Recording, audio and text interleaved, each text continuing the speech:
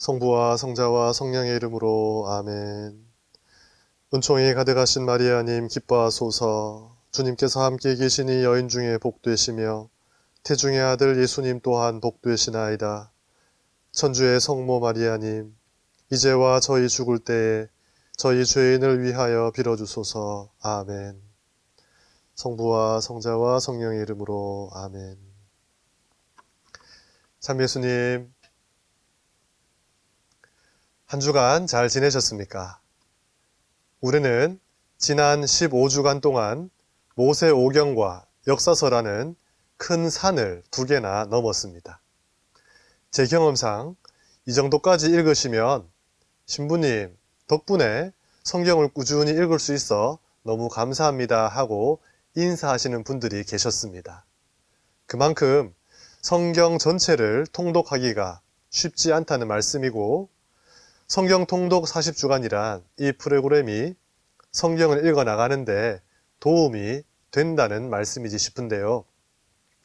사실 우리나라 많은 교우들이 성경을 읽는 것으로 시작하지 않고 공부로 시작하고 계십니다. 물론 신앙에는 이성의 도움이 반드시 필요합니다. 그래서 성경 공부는 꼭 해야 합니다. 하지만 읽지 않고 공부만 해서는 안 됩니다. 그리고 공부만 해놓고 다 안다, 다 읽은 것과 같다라고 착각하셔도 안 됩니다. 하느님께서 우리에게 하신 말씀을 직접 듣기 위해서는 성경을 직접 읽어야 합니다. 공부로 알게 된 성경은 강사나 교수님을 통해서 들은 하느님의 말씀이 되겠지요.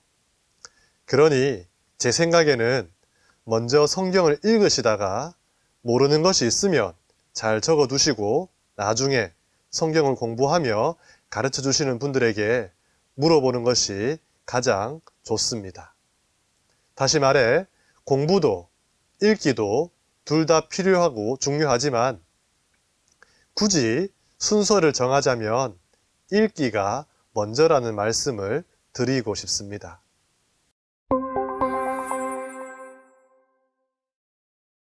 이제부터 우리는 시서와 지혜서라는 새로운 보따리를 풀어볼까 합니다. 가톨릭 구약 성경의 목차 순서에 따르면 모세오경과 역사서에 이어 3번째로 등장하지만 시간적으로 볼 때 구약 성경 가운데 가장 나중에 완성된 작품입니다. 그런데 왜 예언서보다 앞에 놓여 있느냐?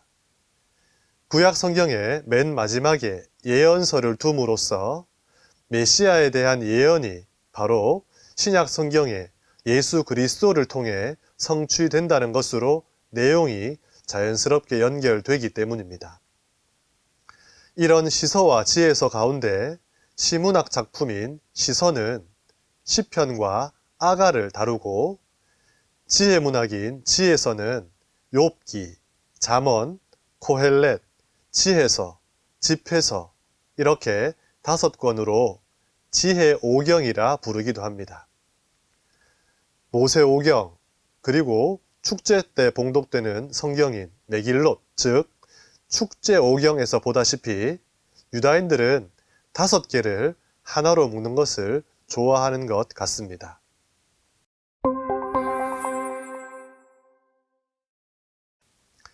시서와 지혜서의 전반적인 분위기를 알기 위해서 약간의 설명을 좀 드리겠습니다. 우리 성경에서 구약 성경은 모세오경, 역사서, 시서와 지혜서, 예언서 이렇게 4묶음으로 구성되어 있지만 히브리 성경은 오경, 예언서, 성문서 이렇게 3묶음으로 되어 있습니다. 여기서 오경은 우리의 모세오경이고, 우리 성경의 신명기의 역사서를 전기 예언서, 그 밖의 예언서를 후기 예언서라 부르며 그 밖의 모든 것이 성문서에 해당합니다. 그러니까 시서와 지혜서는 성문서에 포함되어 있습니다. 이 중에 하느님의 가르침인 오경과 하느님의 말씀인 예언서는 시작점이 하느님입니다. 그래서 위에서 아래로 주어진 가르침과 말씀이라 하여 하향식 구조, 위로부터의 신학이라고 합니다. 한편 성문서에 속한 시서와 지혜서는 하느님의 가르침과 말씀에 대한 인간 측의 반응을 주된 내용으로 제시합니다.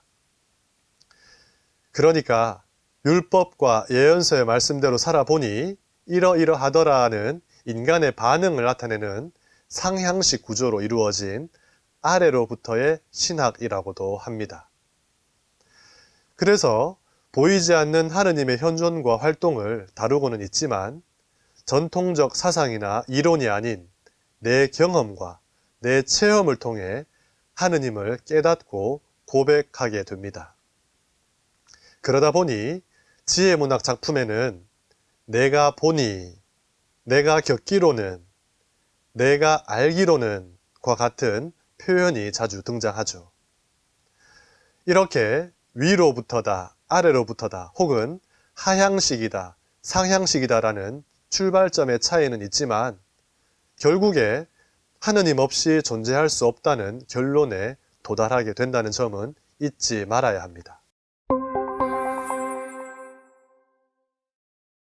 그럼 지금부터 시문학에 대해 좀 더 깊이 살펴보겠습니다. 우리가 시편, 시서 혹은 시문학이라고 하면 일반적으로 시집에 나오는 동시, 운문과 같은 시를 생각하기 쉽습니다.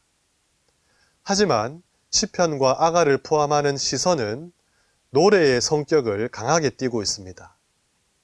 나중에 말씀을 드리겠지만 히브리 말로 시편은 찬양가들이란 뜻이고 아가는 노래 중에 노래라는 뜻을 가지고 있습니다. 특히 대부분의 시편은 예루살렘 제2성전 시기에 사용되던 전래 성가집의 일부분으로 간주되고 있습니다. 다시 말해 악기 반주에 맞추어 부르는 노래의 가사, 성가집의 가사라고 보아야 합니다.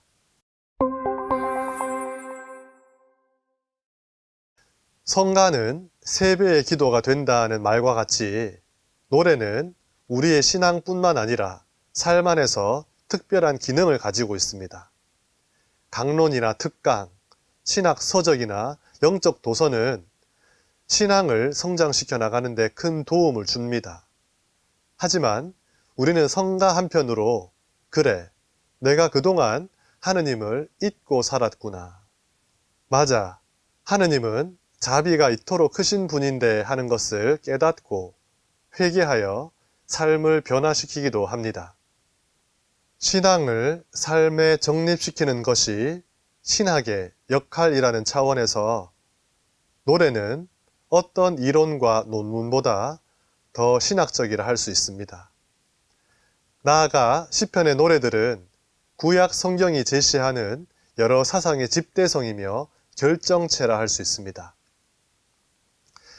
문자가 생기기 전부터 삶의 전반에서 인간과 동행해온 노래는 당시의 정서가 그대로 녹아 있습니다. 이스라엘 백성들은 유배 중에 시편을 노래하며 하느님에 대한 믿음을 지키고 구원과 해방을 희망하였습니다. 그리고 이런 노래들은 서서히 경신내 안에 정착되어 하느님을 기억하고 자신의 정체성을 찾기 위해 불려졌습니다. 마치 우리나라가 일제강점기에 있을 때 조국의 해방을 희망하며 아리랑을 불렀던 것처럼 그들도 그랬습니다. 따라서 시편은 하느님과의 만남을 통해 형성된 이스라엘의 종교적 심성과 체험이 운율 안에서 결정체를 이룬 것이고, 그래서 시편을 구약 성경의 요약집이라고도 할 수 있습니다. 오경과 관련된 율법학자들은 율법을 해석하고 예언서에서 예언자들은 하느님의 말씀을 선포하지만 지혜로운 자들은 삶의 법칙을 발견하여 가르쳐 준 사람들입니다. 사람이 어떻게 살아야 훌륭하고 가치 있는 삶을 사는 것인지 알려주는 사람들이라 할 수 있는데요. 먼저 지혜라는 의미의 히브리어는 여성형 명사 호크마인데 이를 그리스어로 번역하면 여러분들이 잘 아시는 소피아입니다. 원래 이 단어는 지식이나 종교적 의미가 아니라 주로 무엇인가를 잘 다루는 솜씨, 기술, 방법을 언급하는 데 사용되었습니다. 그러니까 무언가를 하는 데 필요한 기술적인 능통함을 의미하며 실제적인 것에 대한 능력, 경험의 중요성이 부각되어 있었습니다. 그래서 기술자라는 의미로 성막 제조자, 건축 기술자, 항해사, 선반 제작자, 직물 짜는 사람들에게 지혜라는 단어를 사용했었습니다. 요약하자면 지혜란 성공을 하는 길을 아는 기술자라는 의미였다 할 수 있습니다. 그러다가 점차 종교적인 의미로 사용되면서 정직하게 살아가며 얻게 되는 고귀한 결실이 지혜이며 이는 하느님으로부터 받지 않으면 불가능한 것이라는 의미로 발전되었습니다. 아마도 처음에는 세속적인 성공에 초점을 맞추어 세상을 살아가며 성공하는 데 필요한 기술, 그러니까 돈을 많이 버는 기술, 평생 먹고 살 수 있는 기술이 지혜였다면 나중에는 성공의 개념이 아예 영적으로 전환되면서 지혜의 개념도 바뀐 것이 아닌가 하는 생각도 해봤습니다.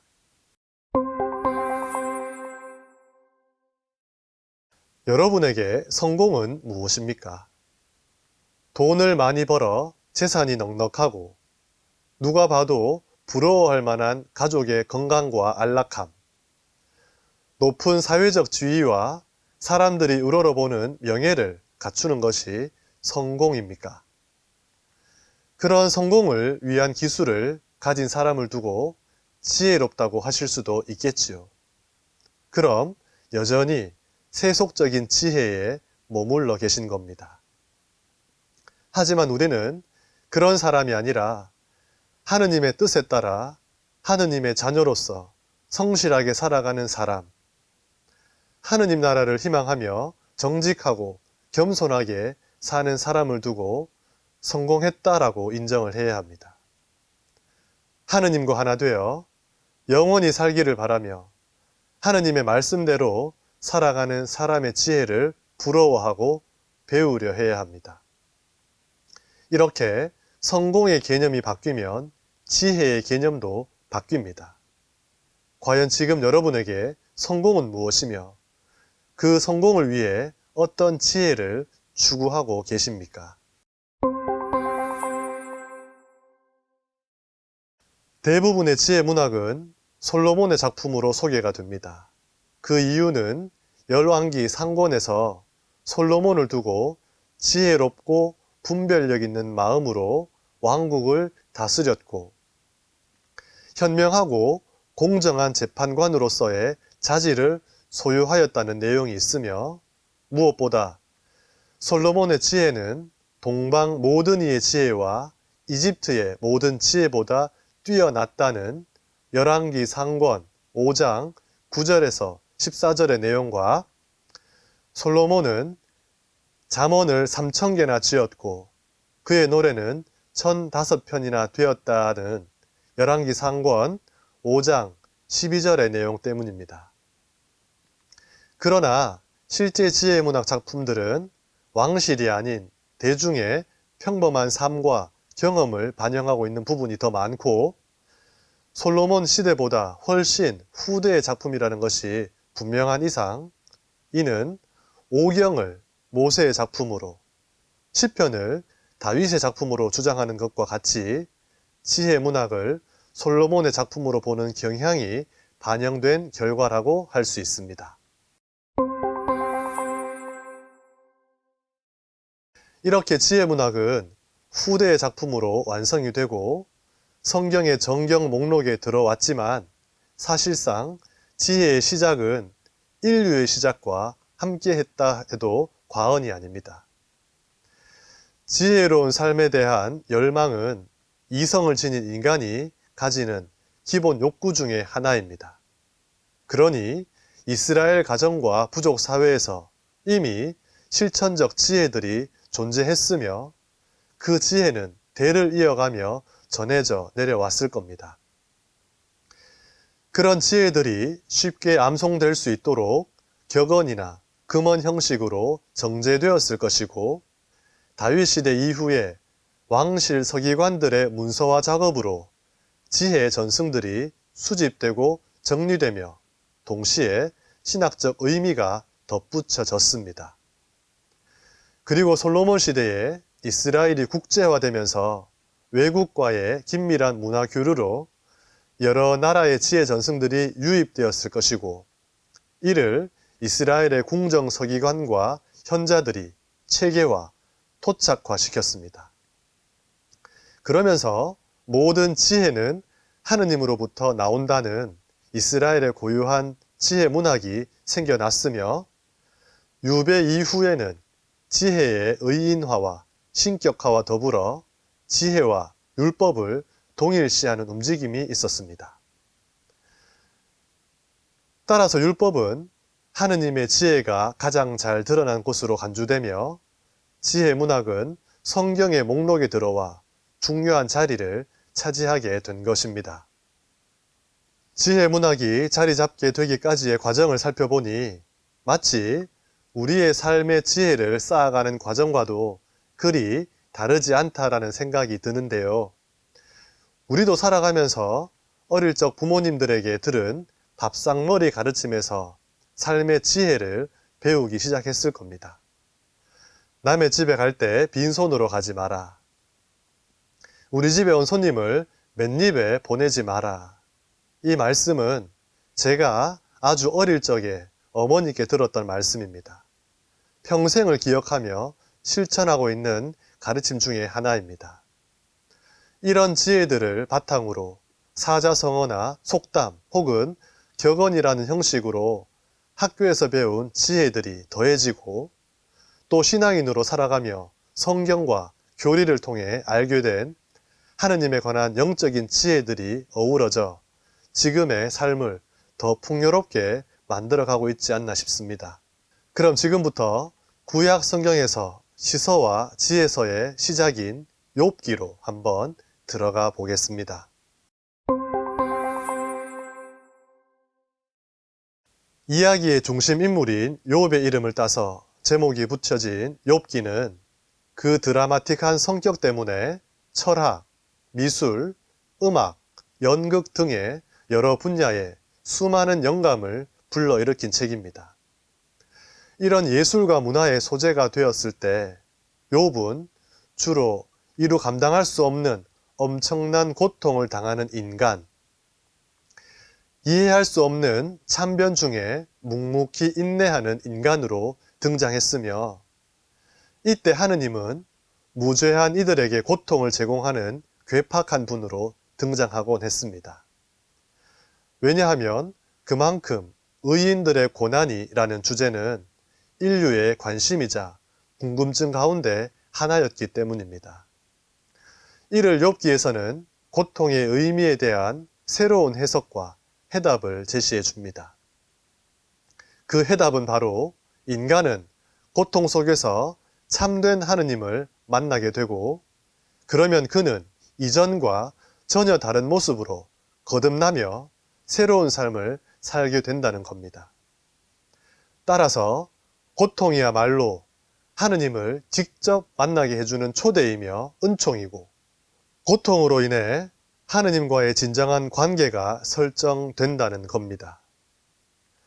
세상의 많은 사람들은 착하고 성실하게 살아서 평온하고 안락하게 살기를 바랍니다. 그러나 이것이 인간의 본질은 아니라는 겁니다. 오히려 하느님을 찾고 만나고 하나가 되는 것이 우리 삶의 최고 목표이자 인간의 본질이 되어야 한다는 가르침을 주는 것이 바로 욥기라는 말씀입니다. 저자에 대해서는 분명하게 알려진 바는 없습니다. 다만 당시 근동사회에 유포되어 있던 사고방식과 지혜문학의 정통에 있다는 점, 이스라엘의 고유 신학사상인 성조들과 모세, 다윗, 예루살렘 성전과 제사, 메시아 사상 등을 그다지 언급하지 않는다는 점, 등장인물의 이름과 출신지가 이스라엘 밖이라는 점 등으로 미루어 보아 이 책의 저자가 유다인이 아니라 추정할 수 있습니다. 하지만 자신이 속한 공동체 밖의 존재를 주인공으로 삼아도 작품은 충분히 완성될 수 있습니다. 오히려 등장인물과 배경을 자신이 속한 공동체 밖에 설정함으로써 자신의 공동체 문제들을 더 노골적으로 짚어낼 수 있습니다. 따라서 욥기의 저자를 외국인으로 단정하기보다는 이스라엘의 전통적 주제들을 간접적으로 시사하며 전통적 사고에 도전을 시도했던 유다인이었을 가능성을 크게 열어두어야 합니다. 아울러 다양한 어휘와 문체, 이중적인 구조, 문학적 배경과 종교적 개념의 다양성으로 미루어 보아 단번에 완성된 작품이 아님을 추정해 볼 수 있습니다. 전체가 42장으로 구성된 욥기는 산문체와 운문체라는 이중 구조의 특징을 가지고 있습니다. 도표에서 볼 수 있듯이 서문과 결문은 산문체로 되어 있으며 욥이 경건한 신앙인으로 등장합니다. 한편 운문체로 된 부분에서는 신앙에 저항하는 욥으로 나타나고 있습니다. 그리고 이 본문은 다시 친구들과 욥이 벌이는 논쟁 부분과 하느님의 등장이라는 두 부분으로 다시 나누어져 있습니다. 또다시 논쟁 부분에서는 욥, 엘리파즈, 욥, 빌닷, 욥, 초바르의 순서를 따르고 있고, 다만 세 번째 대화에서는 초바르의 담론이 생략되어 있습니다. 그러니까 욥과 세 친구들, 즉 1대 3의 논쟁이 2라운드에 걸쳐 나오고 마지막 3라운드에서는 1대 2의 논쟁으로만 끝이 납니다. 하느님의 등장 부분 역시 하느님의 말씀과 욥의 답변이 서로 교차되는 체계적인 구조를 보여주며 하느님의 말씀, 욥의 답변, 또다시 하느님의 말씀, 욥의 답변 순으로 진행이 됩니다. 서문과 결문은 산문체, 가운데에 있는 본문은 운문체로 된 이중 구조를 갖게 된 이유에 대한 견해는 여러 가지가 있습니다만 그중 하나는 이렇습니다. 유다인들의 전통적인 의식인 신명기적 사고를 담은 산문체, 그러니까 고난 중에도 신앙을 잃지 않는 의로운 욥의 이야기가 민담으로 먼저 존재했을 것이다. 그러나 이런 전통적인 견해만으로는 인간의 고통과 삶의 문제를 다 해결할 수 없기에 이에 대한 도전으로 욥기의 운문 부분이 본문으로 첨가되었다는 겁니다. 그럼 그 내용으로 한번 들어가 보겠습니다. 천상회의에서 사탄은 우츠 사람 욥이 하느님께서 돌보아 주셔서 소유가 늘어났기 때문에 경건한 것이라고 그를 헐뜯습니다. 그리하여 욥을 시험해 보라는 하느님의 허락이 내리자 사탄은 먼저 욥의 10자녀와 재산을 모두 앗아가 버리고 연이어 욥의 온몸에 심한 부스럼이 나게 합니다. 잇따라 일어난 재난 앞에 욥의 아내는 하느님을 욕하고 죽으라고 하지만 욥은 아내를 타이르며 현실을 수용합니다. 이에 사탄이 주님께 대답하였다. 욥이 까닭없이 하느님을 경외하겠습니까? 사탄에 따르면 사람들이 하느님을 경외하고 섬기는 이유가 분명히 있다는 겁니다. 그러니까 사람들은 현실에서의 안정된 삶, 경제적, 물질적으로 보장된 편안한 삶 때문에 혹은 그것들을 위해 하느님을 섬기는 것이니 그러한 조건이 사라지면 하느님에 대한 경외도 분명히 사라질 거라며 사탄은 하느님과 내기를 벌입니다. 이는 다분히 기복적이고 계산적인 신앙입니다. 여러분은 어떻습니까? 무엇 때문에 하느님을 섬기고 경외하십니까? 만약 하느님을 섬기는 이유가 현세의 안정과 편안함이라면 그것은 하느님을 사랑하여 공경하는 것이 아니라 현세의 물질과 안정을 사랑하는 것에 불과합니다. 따라서 이런 경외와 믿음은 그 조건이 사라질 때 함께 사라져 버립니다. 이런 조건부 신앙, 기복적 신앙은 하느님 중심이 아니라 인간 중심입니다. 내가 필요한 것을 갖기 위해, 내가 좋아하는 것을 얻기 위해 믿는 신앙은 십자가의 삶으로 부활을 희망하는 그리스도교 신앙이 아니라 가뭄 때에 비를 바라는 원시 신앙이라 할 수 있습니다.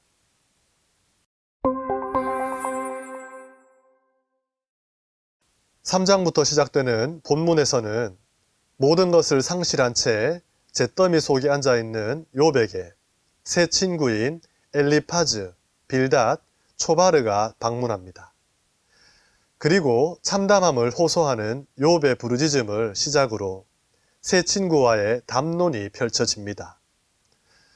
여기서 친구들은 한결같이 하느님의 선하심과 의로우심을 강조합니다.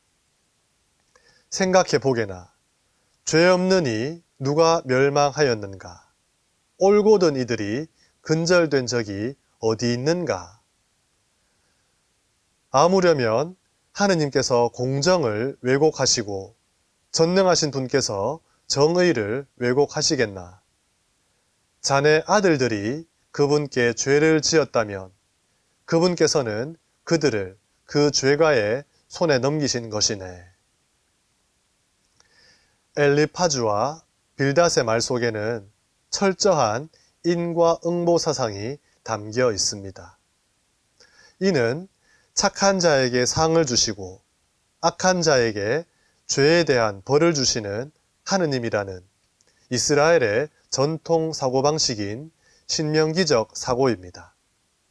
그리고 이 신명기적 사고는 이스라엘이 체험한 유배라는 혹독한 징벌의 원인을 하느님을 망각하고 계약을 깨뜨린 이스라엘의 죄의 결과라는 경험에서 비롯되었다는 것을 여러분은 이미 잘 알고 계십니다. 욥은 전통적 방식에 따라 징벌의 원인인 자신의 죄를 찾으라 독촉하는 친구들의 생각에 동조하지 않습니다. 내가 무엇을 잘못하였는지 깨우쳐 보게나 흠이 없건 탓이 있건 그분께서는 멸하신다네. 재앙이 갑작스레 죽음을 불러일으켜도 그분께서는 무죄한 이들의 절망을 비웃으신다네. 아무리 찾아보아도 잘못이 없고 고통의 원인을 알 수 없는 욥은 인과응보를 거부하며 하느님은 냉엄하시고 매정하시고 당신의 작품을 멸하시는 분이라고 합니다. 그러자 친구 초바르는 욥의 태도에 불쾌감을 가지고 욥의 죄악을 이렇게 지적합니다. 자네는 저의 신조는 순수하고 저는 당신의 눈에 결백합니다. 하네만 제발 하느님께서 말씀하시고 자네를 거슬러 당신 입술을 여시어 자네에게 지혜의 비밀을 알려주신다면 깨달음은 양면이 있는 법이라네. 하느님께서 자네 죄를 조금이나마 잊기로 하셨음을 알기나 하게. 이렇게 전통적 사고방식으로 고통받는 욥을 위로하기는커녕 자신의 죄를 찾아 회개하라고 독려하는 친구들과 자신의 죄로 말미암아 고통을 받는다는 현해를 받아들일 수 없다는 욥의 대립구도의 대화가 계속 이어집니다. 결국 욥은 자신의 무고를 이렇게 선언합니다. 나는 결단코 자네들이 정당하다고 인정할 수 없네. 죽기까지 나의 흠없음을 포기하지 않겠네.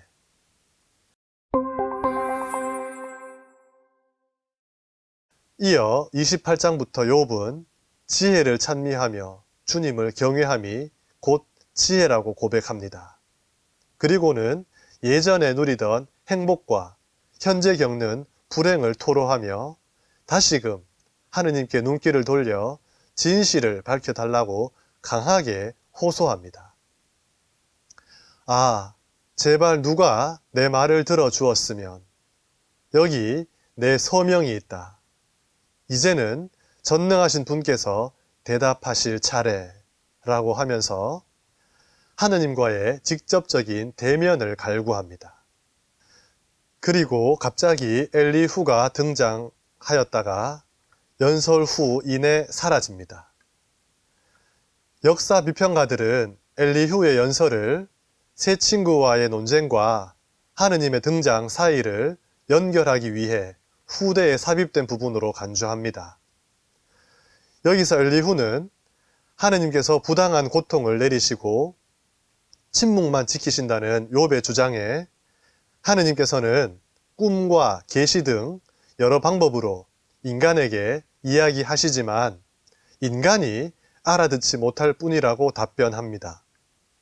나아가 하느님께서는 고통을 통해 인간을 교육시키는 분이심을 깨닫고 자신의 물음에 대하여 함부로 하느님께 답변을 강요할 수 없다고 지적합니다.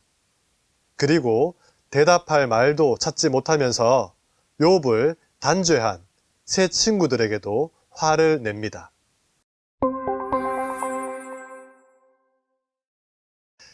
계절에 따른 주님의 찬양시로 하느님의 등장을 준비한 엘리후는 사라지고 드디어 폭풍우 속에서 하느님께서 말씀하십니다.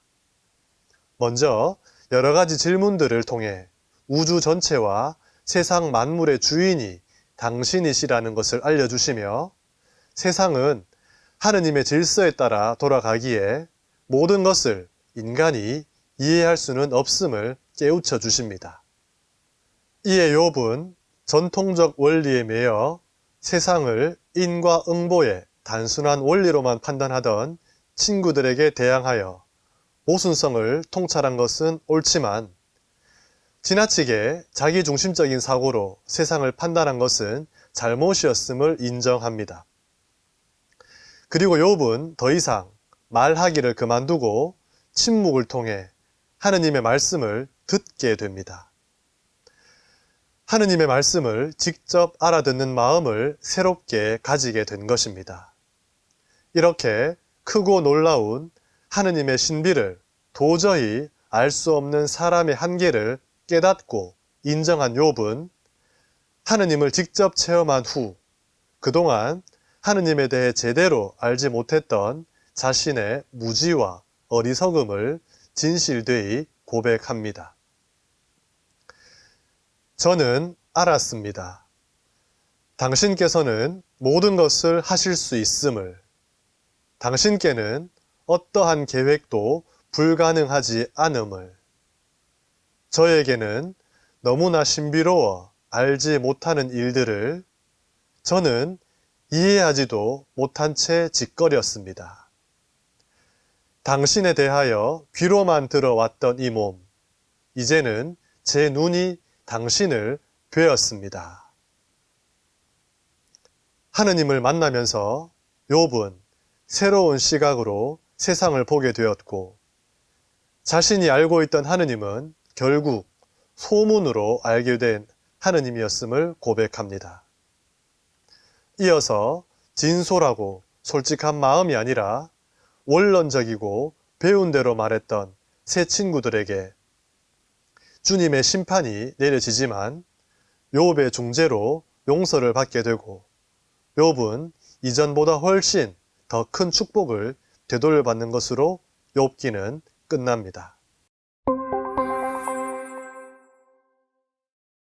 여러분은 욥기를 어떻게 읽으셨습니까? 저는 그동안 욥기를 하면 고통받는 의인의 이야기, 고통에 대한 신학적인 재해석 정도로 알고 있었습니다. 그런데 이번에 욥기를 읽으며 새로운 사실들을 많이 알게 되었습니다. 먼저 욥기는 죄와 벌이라는 프레임 속에 있던 이스라엘의 전통적 사고방식에 대한 새로운 도전이었습니다. 잘 생각해 봐라. 분명히 고통을 가져온 너의 죄가 있을 것이다 라는 전통 사상. 그러니까 고통을 죄에 대한 벌, 죄를 고통의 원인으로만 이해하던 신명기적 사고에 대한 도전이었습니다. 물론 이런 사고로 사람들이 죄 짓지 않고 착하게 살아갈 이유는 충분히 설명을 할 수 있지만 무죄한 이들이 겪는 고통의 문제는 도저히 해결할 수가 없었습니다. 따라서 세상에서 이런 전통적 사고방식은 서서히 그 힘을 잃어갔고 저자는 욥의 항변을 통해 이런 시대적 변화를 대변하고 있습니다. 결국 시대를 대변하는 욥과 전통을 대변하는 친구들의 논쟁에는 합일점을 찾지 못했고 오히려 갈등만 극대화될 무렵 하느님께서 직접 등장하셔서 답을 제공해 주십니다. 모든 것의 주인은 하느님이시며 인간은 세상의 질서와 이치, 고통의 원인과 자신의 잘못 등 모든 것을 다 이해할 수 없다는 겁니다. 따라서 고통은 죄의 벌이 아니며 인생의 주인이 내가 아니라 하느님이심을 깨닫게 해주는 지혜의 장이라는 겁니다. 이러한 사고의 전환이 바로 욥기에 고스란히 스며들어 있었습니다. 새롭게 알게 된 또 다른 사실은 참된 신앙인은 하느님을 만나서 알게 된다는 가르침입니다. 지금껏 욥은 착하고 성실한 사람, 지성인이자 교양인이었습니다. 세속적인 기준으로 볼 때 착하고 안정되게 그야말로 잘 사는 사람이었습니다. 하지만 영적으로 봤을 때 아직 하느님을 만난 사람은 아니었습니다. 그런데 그런 욥이 고통을 통해서 하느님을 찾고 부르고 직접 만나 그분의 말씀을 듣는 사람으로 바뀌었습니다.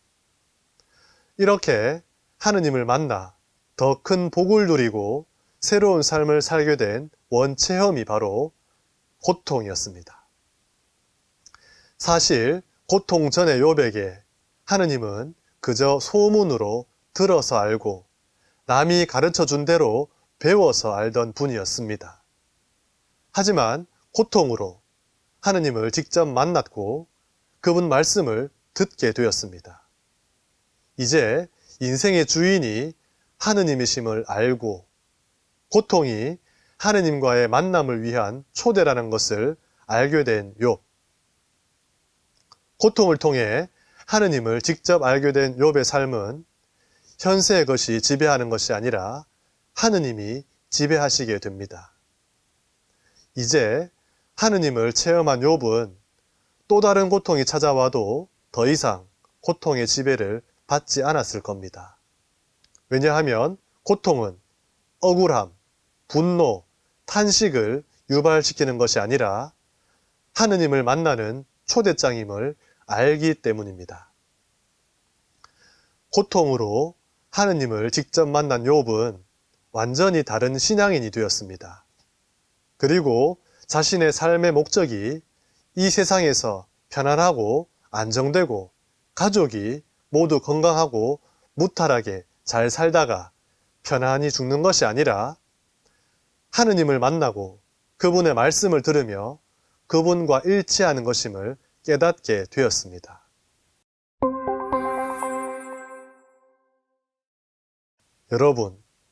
여러분은 지금 고통을 겪기 전 세속적 기준으로 하느님을 만나지는 못했지만 잘 사는 욥이고 싶습니까? 아니면 고통을 겪은 후 영적으로 하느님을 만나 자신의 삶을 온전히 하느님의 다스림에 맡기는 욥이고 싶습니까? 욥기는 단순히 고통의 의미를 재해석해주는 책이 아니었습니다. 저에게 욥기는 우리가 어떻게 이 세상을 살아야 하는지 참된 지혜를 알려주는 책이었습니다. 그리고 욥기를 통해 깨달은 또 하나의 사실, 바로 성경도 공부로 배우기보다 직접 읽는 것이 먼저여야 한다는 것입니다. 남이 들려주는 하느님, 책이나 강사가 가르쳐주는 하느님보다 내가 직접 그분의 말씀을 읽고 들으면서 알아가는 것이 얼마나 중요한지를 알게 되었습니다. 이 성경 통독의 여정이 우리 모두에게 하느님을 직접 만나는 장이 되기를 바라며 오늘 이 시간을 마치겠습니다. 마침 기도로 영광송 함께 바치시겠습니다. 성부와 성자와 성령의 이름으로 아멘.